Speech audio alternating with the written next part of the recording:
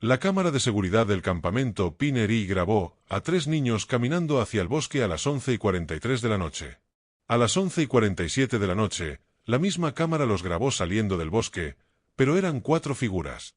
Durante 20 años, nadie se atrevió a revisar esa grabación hasta que el FBI finalmente se decidió a hacerlo.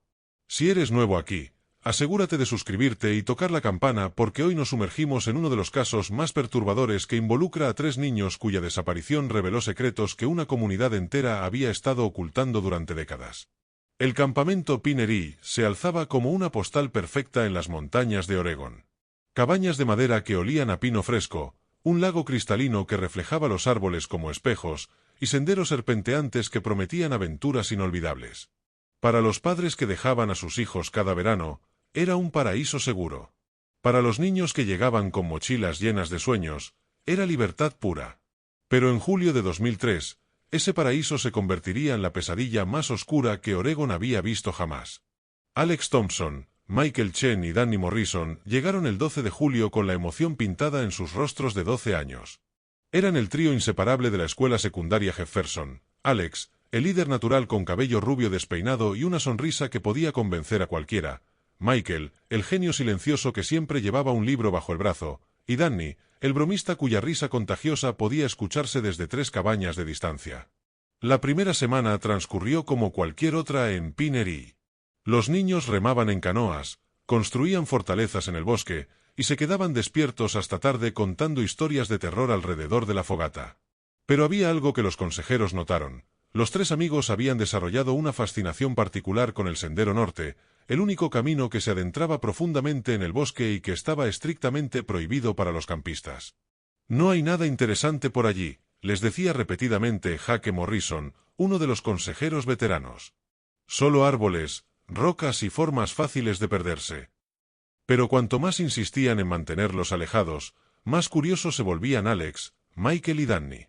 El 19 de julio por la noche, después de que las luces se apagaran en todas las cabañas, algo cambió.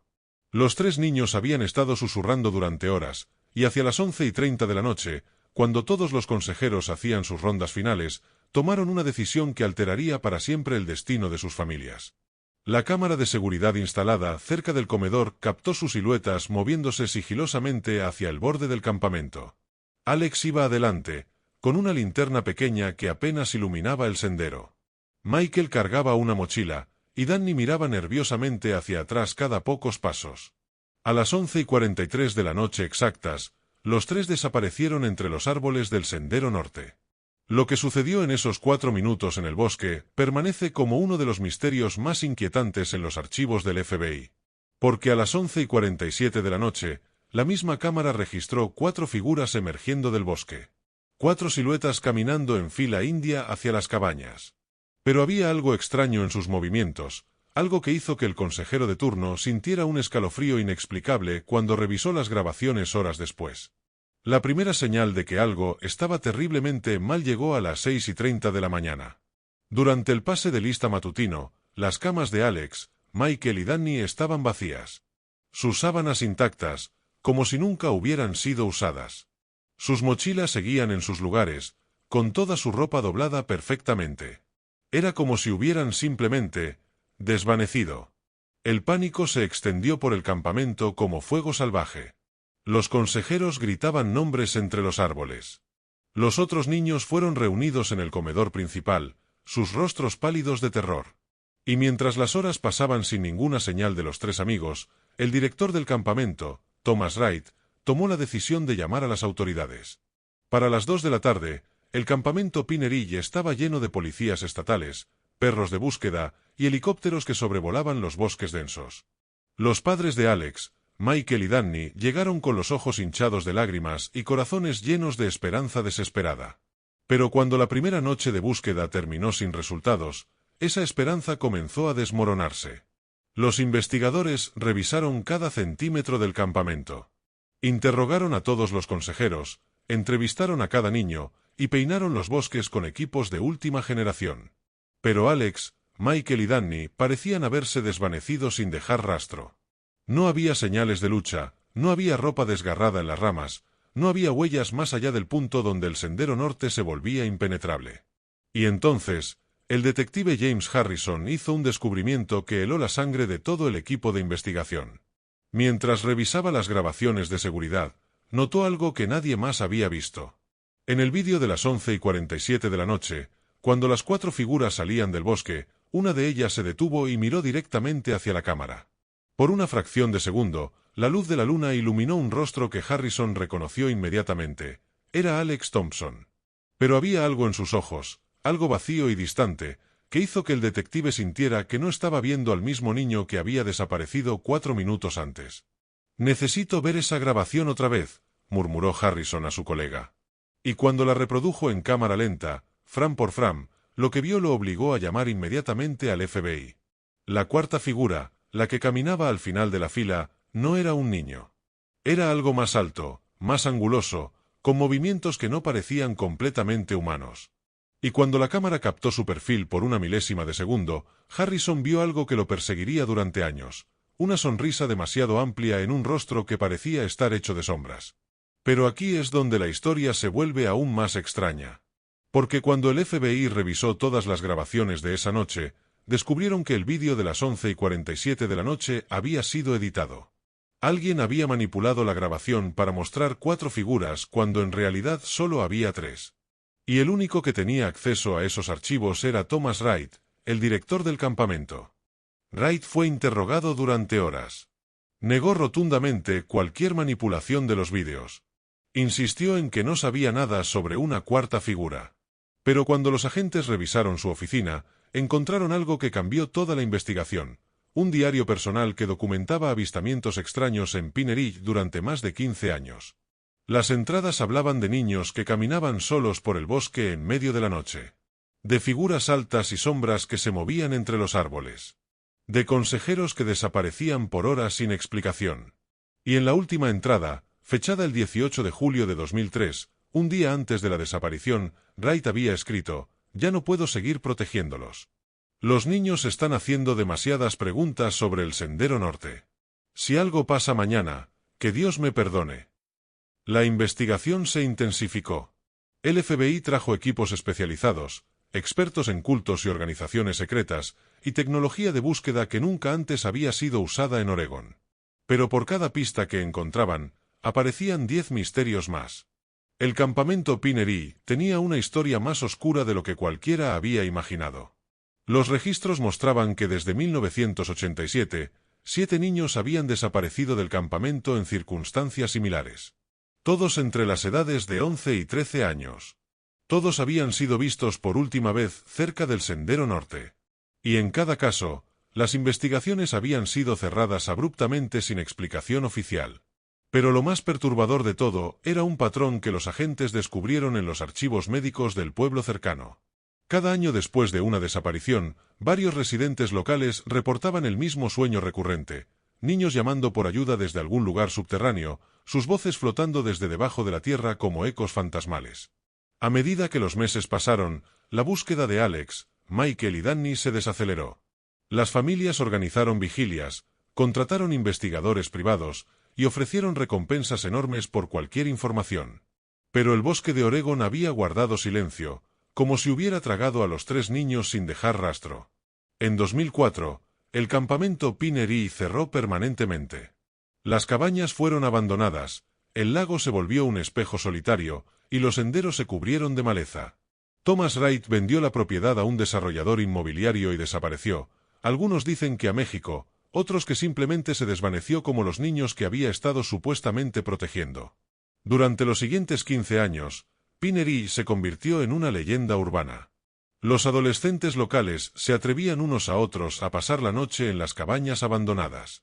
Los cazadores de fantasmas instalaban cámaras y grababan sonidos inexplicables. Y cada verano, sin falla, alguien reportaba haber visto 3 figuras pequeñas caminando por el Sendero Norte en las noches de luna llena. Pero en 2019, algo cambió. Un desarrollador compró la propiedad con planes de construir un complejo de condominios de lujo. Cuando los equipos de construcción comenzaron a limpiar el terreno, hicieron un descubrimiento que reavivó inmediatamente el caso de Alex, Michael y Danny. Bajo la cabaña principal, a unos 10 pies de profundidad, encontraron una habitación subterránea. Una habitación que no aparecía en ningún plano arquitectónico, que no había sido mencionada en ningún testimonio, y que contenía evidencia de que alguien había estado viviendo allí durante años.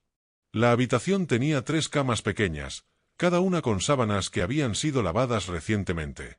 Había juguetes de principios de los 2000, libros de texto de 7º grado, y ropa que coincidía exactamente con las descripciones de lo que Alex, Michael y Danny llevaban puesto la noche que desaparecieron.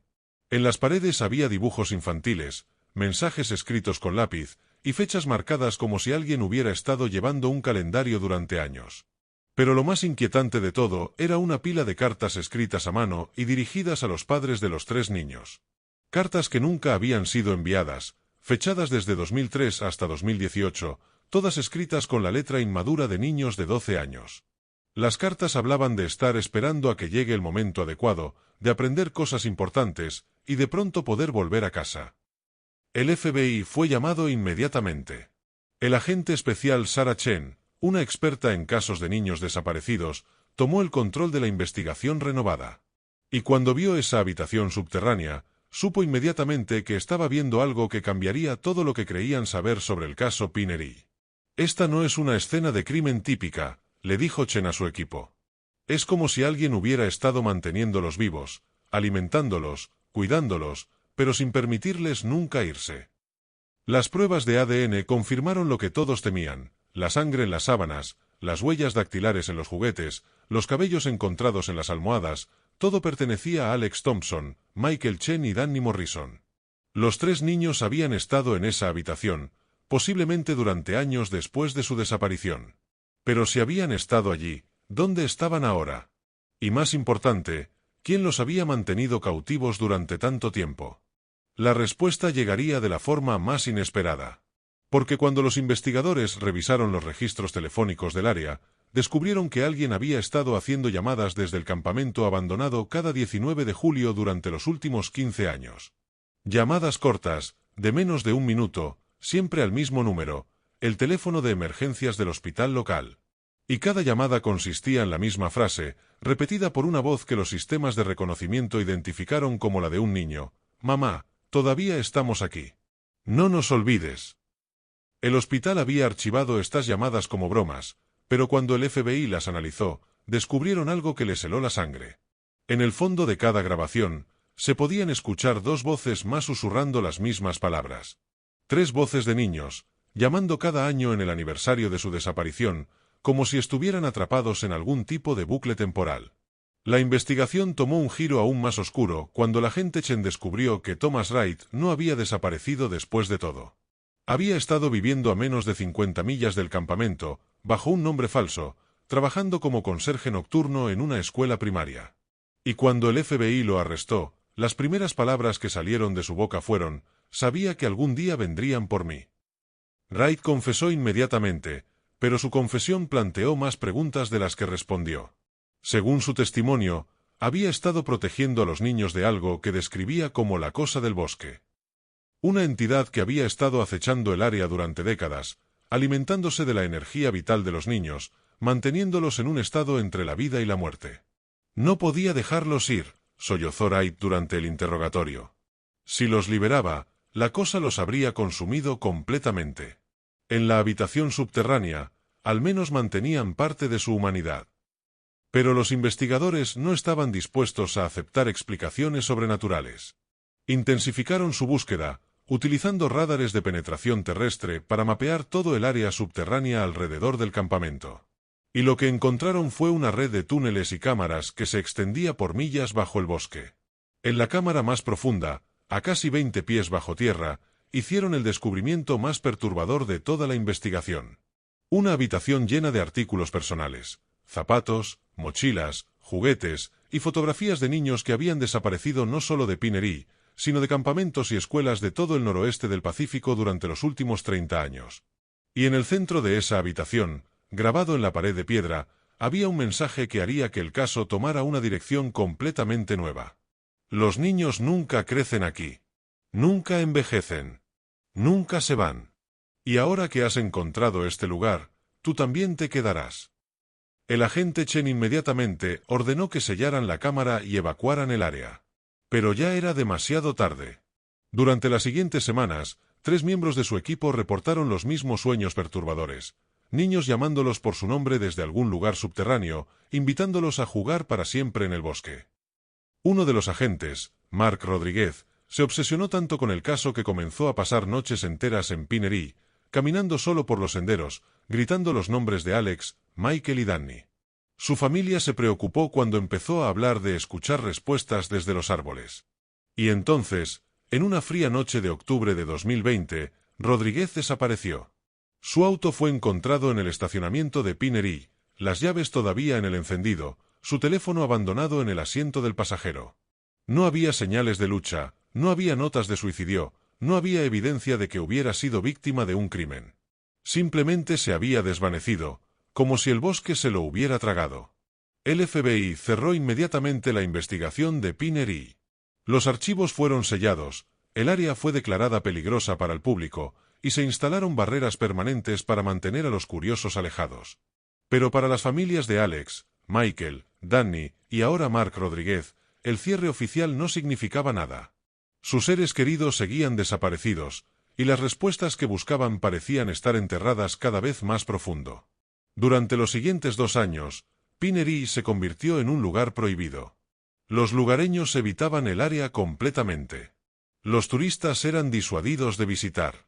Y las pocas personas que se aventuraban cerca reportaban experiencias inquietantes. Voces de niños riéndose en medio de la noche, figuras pequeñas corriendo entre los árboles, y una sensación abrumadora de estar siendo observados. Pero en 2023, todo cambió de nuevo. Un equipo de geólogos estudiando patrones sísmicos en la región detectó algo inusual bajo Pinery, una serie de cámaras naturales conectadas por túneles que se extendían mucho más profundo de lo que cualquier investigación anterior había alcanzado. Y cuando mapearon el sistema subterráneo completo, descubrieron algo que los obligó a contactar inmediatamente al FBI. Las cámaras formaban un patrón perfecto, como si hubieran sido diseñadas intencionalmente. Y en la cámara más profunda, sus instrumentos detectaron calor corporal.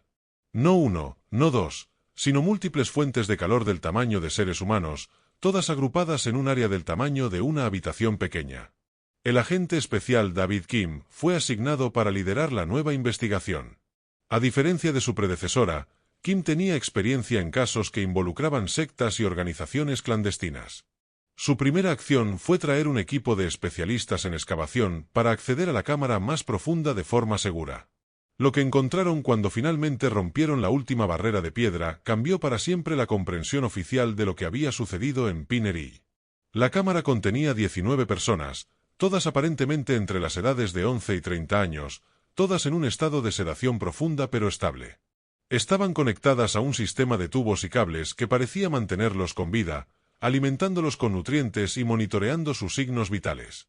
Y entre ellos, inmediatamente reconocibles a pesar de 20 años de cautiverio, estaban Alex Thompson, Michael Chen y Danny Morrison. Los 3 niños habían envejecido, pero de una manera extraña e inconsistente. Alex parecía tener unos 18 años, Michael parecía no haber cambiado en absoluto, y Danny mostraba signos de envejecimiento prematuro, como si hubiera vivido décadas en lugar de años.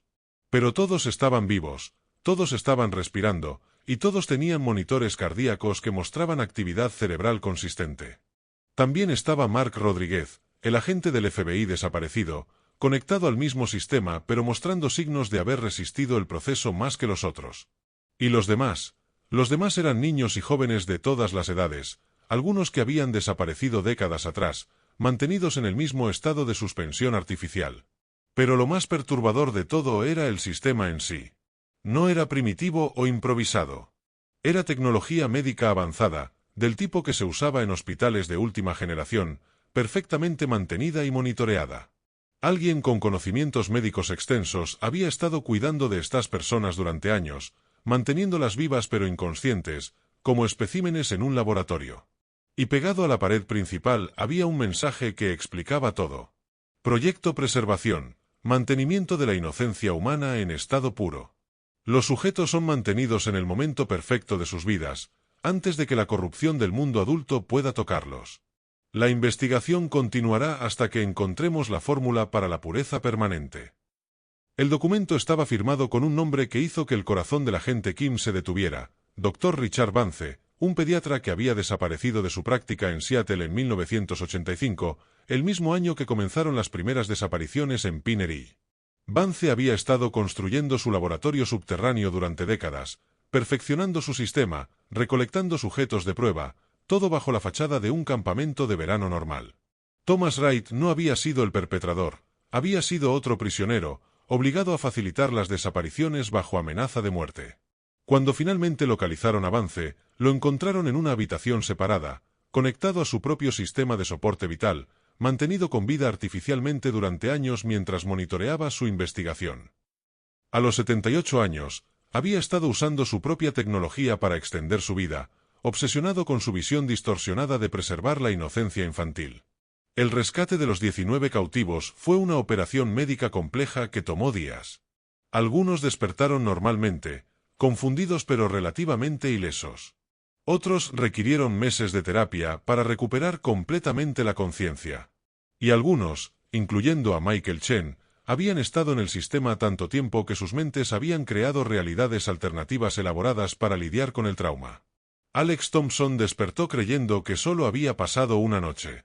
Danny Morrison no recordaba nada después de entrar al bosque. Mark Rodríguez tenía recuerdos fragmentados de ser capturado, sedado, y luego despertarse en lo que describía como un sueño que duró para siempre. Pero lo más impactante de todo fueron las grabaciones que encontraron en el laboratorio de Vance. Vídeos de cada sujeto durante su tiempo en cautiverio, mostrando cómo sus mentes lidiaban con la experiencia subconsciente de estar atrapados. Algunos soñaban con sus familias. Otros creaban mundos de fantasía elaborados. Y unos pocos, incluyendo los 3 amigos de Pinnery, habían soñado que estaban enviando mensajes a sus seres queridos, llamadas de teléfono desesperadas pidiendo no ser olvidados. Las llamadas anuales al hospital no habían sido reales. Habían sido parte de un sueño compartido, una manifestación de su desesperación subconsciente por contactar con el mundo exterior. Cuando Alex, Michael y Danny finalmente se reunieron con sus familias en 2023, fue una experiencia agridulce. Sus padres habían envejecido 20 años, habían sufrido duelos interminables, habían reconstruido sus vidas alrededor de la pérdida. Los niños, aunque físicamente habían cambiado, mentalmente seguían siendo en gran medida los mismos chicos de 12 años que habían entrado al bosque en 2003. La readaptación fue un proceso largo y complejo. Alex desarrolló agorafobia severa, incapaz de manejar cómo el mundo había cambiado durante su ausencia. Michael se obsesionó con aprender todo lo que había perdido, leyendo vorazmente sobre 2 décadas de historia, tecnología y cultura.